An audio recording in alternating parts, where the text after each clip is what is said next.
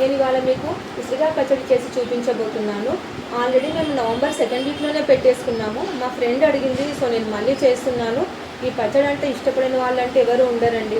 ఎందుకంటే November, December ఈ 2 నెలలు మాత్రమే మనకి ఉసిరికాయలు దొరుకుతాయి కాబట్టి ఈ పచ్చడి అంటే అందరూ కూడా చాలా ఇష్టంతో తింటారు.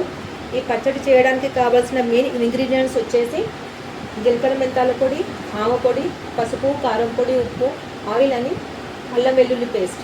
ఈ అల్లం వెల్లుల్లి పేస్ట్ వచ్చేసి చాలా ఫ్రెష్గా ఉంటేనే బాగుంటుంది. మనం ఇవాళ పచ్చడి పెడుతున్నామంటే ముందు రోజు ప్రిపేర్ చేసుకున్నది అయితేనే చాలా టేస్ట్గా వస్తుంది పచ్చడి, ప్లస్ చాలా రోజుల వరకు నిల్వ ఉంటుంది.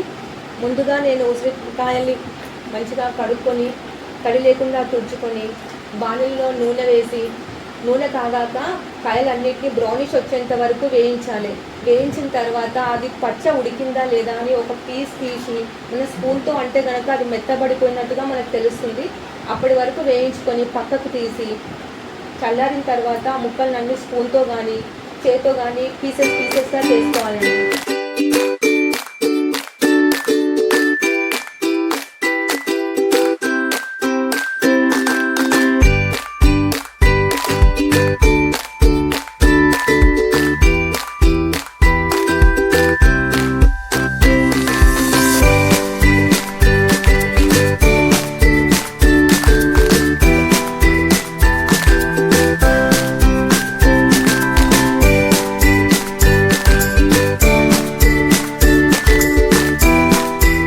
పెట్టుకొని ఇంకో బౌల్లో మనం ముందుగా పసుపు, కారం పొడి, ఇవన్నీ జీలకర్ర మెంతాల పొడి, ఆవ పొడి ఇవన్నీతో మసాలా రెడీ చేసుకొని ఆ యొక్క మసాలాను ఈ ముక్కల్లో కలపాలి. కలిపిన తర్వాత ముందుగానే మనం ఆయిల్ వేడి చేసుకొని తాలింపు వేసుకొని పెట్టుకోవాలి. ఆ గోరెచ్చగా ఆయిల్ అయిన తర్వాత ఈ ముక్కల్లో కలపాలి. ఎందుకంటే వేడిగా ఉన్నప్పుడు కలిపితే కారం బ్లాకిష్ వస్తుంది. సో మనం గోరెచ్చగా ఉన్నప్పుడు కలిపేసుకొని డబ్బాలో స్టోర్ చేసుకొని 1 or 2 days తర్వాత మనం నెయ్యితో కానీ నూనెలో కానీ కలుపుకొని అన్నంకు తింటే చాలా చాలా చాలా అద్భుతంగా ఉంటుందండి.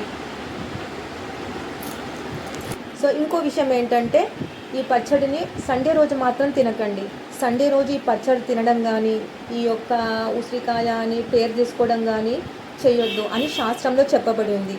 ఇంకా రోజు కానీ ఈవినింగ్ 6 తర్వాత కూడా ఈ యొక్క ఉసిరికాయను పేరు లేని కాయ పచ్చడి అని పిలవమంటుండే మా ఇంట్లో మా అమ్మమ్మ వాళ్ళు. సో నేను అది ఫాలో అవుతున్నా, మీరు ఫాలో అవుతారని కోరుకుంటున్నా. ఓకేనండి, థ్యాంక్ యూ.